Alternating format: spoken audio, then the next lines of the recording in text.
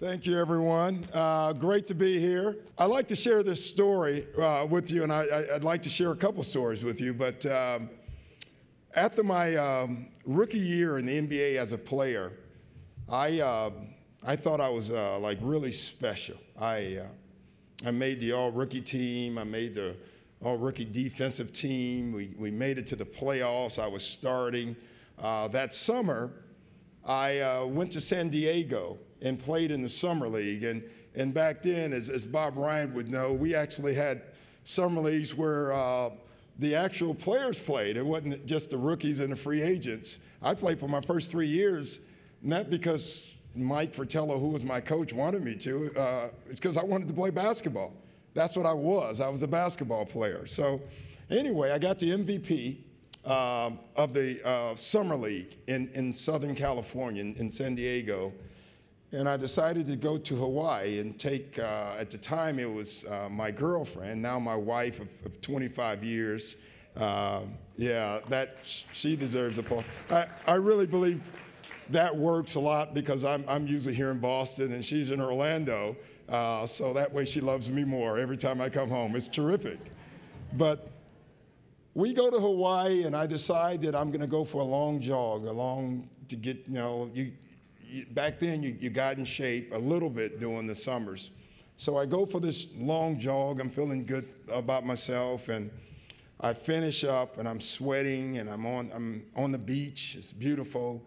And further down the beach, there's this gigantic guy. And when I say gigantic, the guy was over 7 feet tall, and he was jumping rope. He was jumping rope.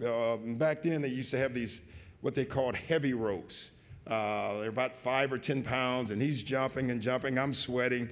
I don't know who it is, and I get closer and closer.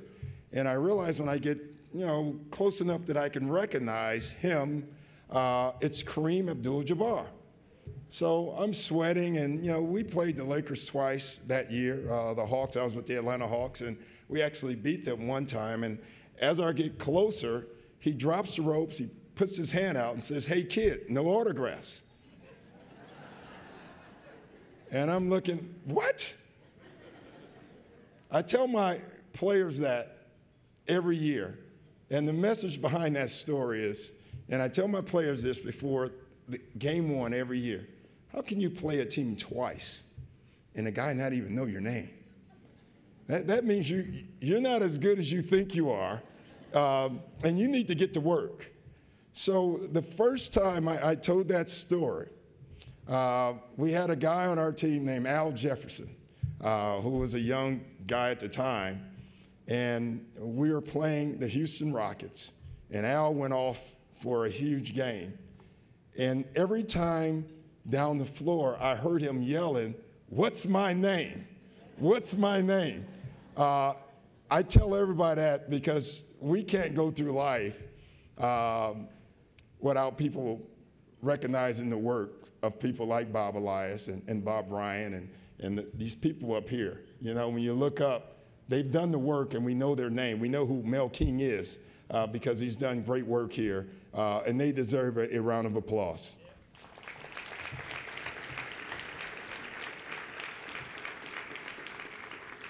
You know what I love about sports is that at the end of the game, there's a scoreboard. You think about it, at the end of the game, there's a scoreboard, and it's a contest, and you know who the winner and the loser is after every game.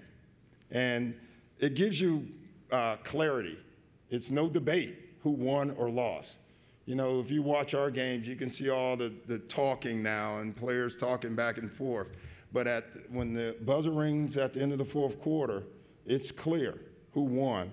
And that's the type of clarity I think at times we need in our life. It'd be nice that right now in Congress, if there was a scoreboard, wouldn't it?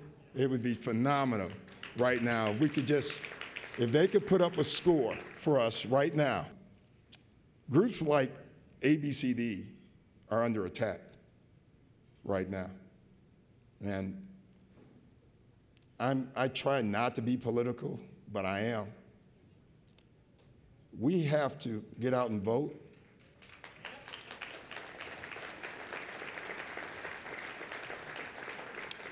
when I keep hearing about the debt, and I'm all for cutting the debt, but I'm not for cutting people. And I don't want to use a hatchet when I'm cutting the debt. We have to use a scalpel.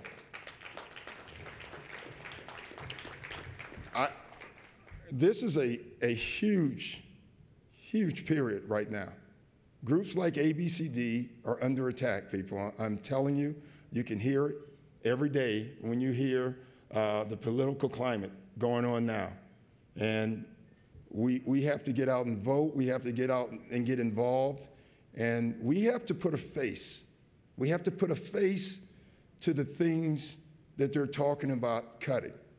I think it's really easy to go into a ballroom or to go into Congress and the Senate and cut when there's no face to it. I think that's easy to do. I think our job is to show them what they're cutting, show them the programs that they're trying to cut out. You know, we spend trillions in military. We spend trillions in all kinds of things, but we're not willing to spend on people.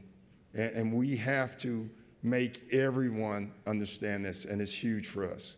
You know, I decided to give you this word, and this word is for ABCD. This word is for Boston. This word is for everyone.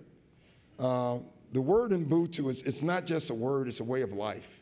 It's the way you should live your life. It's the essence of being human. If you have Ubuntu, you're a person through other people. A person is a person through other persons. I can't be a human in isolation. I need you to be all you can be so that I can become me and all that I can be. We need each other. I want to end with this quote. It's an African quote, and if you want to go quickly, you go alone. If you want to go far, you go together. Thank you very much. I appreciate it.